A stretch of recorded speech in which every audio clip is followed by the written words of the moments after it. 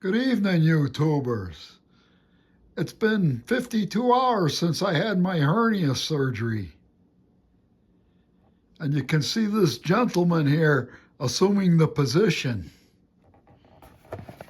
Because when they give you surgery, you get some powerful narcotics. And when I had my shoulder surgery broken in 2013, I had the same problem, constipation after the narcotics. And these expired in 2014. I used a couple of them anyway the day after. And I was straining, and I made the mistake. I didn't use the stool softener right away.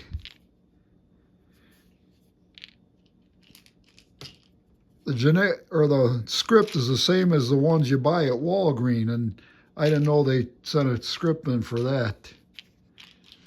I did not use any of the oxycodone.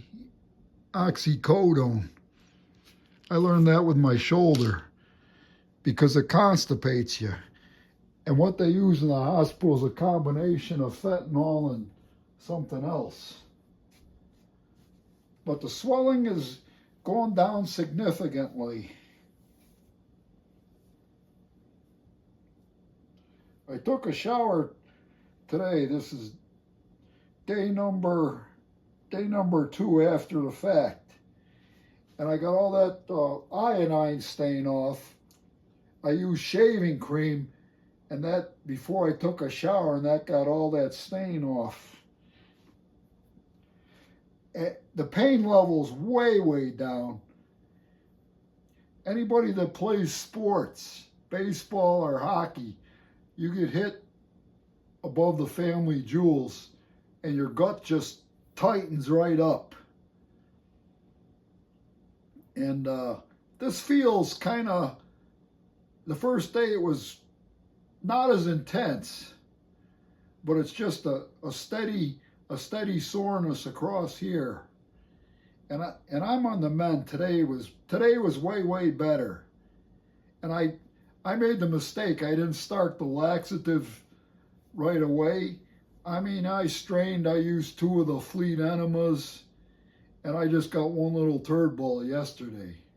But today, after eating and using the laxative last night, I had 5 different bowel movements.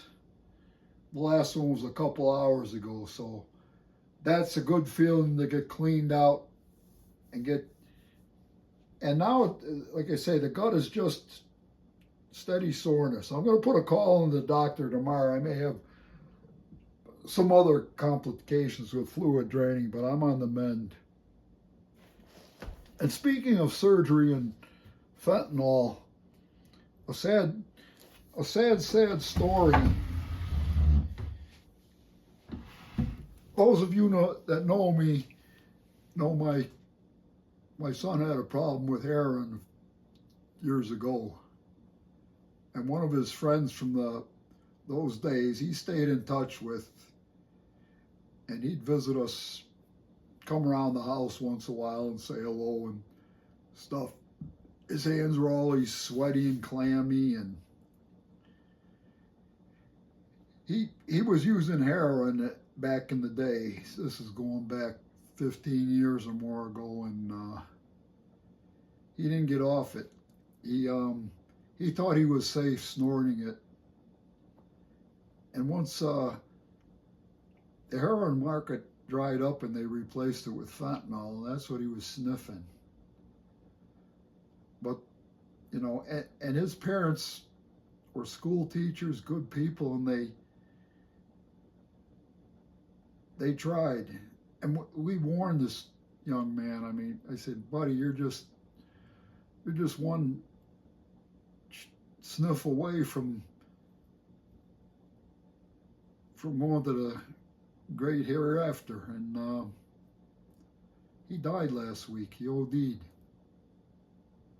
And I feel so sorry for his parents. I mean, the drug treatments in this country, it's there, but if you don't you got to want to quit. Some people can't deal with the pain. And that's why I didn't want, I was on the painkillers for 3 days of my shoulder and had trouble shitting. And I said, no, I had trouble sleeping the first night. And plus I had the hiccups. Then the second night I got rid of the hiccups and got some good sleep in for a change. But I just feel so sorry for his parents that tried to get him to stop. He sold his anti-drug medicines to buy more of that shit. And he had a message to my son that, and this batch I got was strong. He slept for 15 hours after he did some, and that's the last we heard of him until we saw the death notices. I mean, it's an absolute waste of your life. And on that happy note, thank you all my friends for praying, and I won't mention names, but pray for the parents of this man, 42 years old.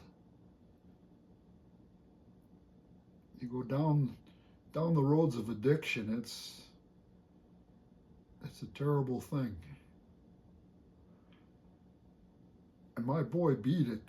I'm proud that he beat it, but he had to stay drunk for 3 weeks to do it and get some jail time to straighten his ass out. They got to feel the pain, and they gotta want to quit, or they won't never quit. You got to deal with your pain. Thank you for the prayers.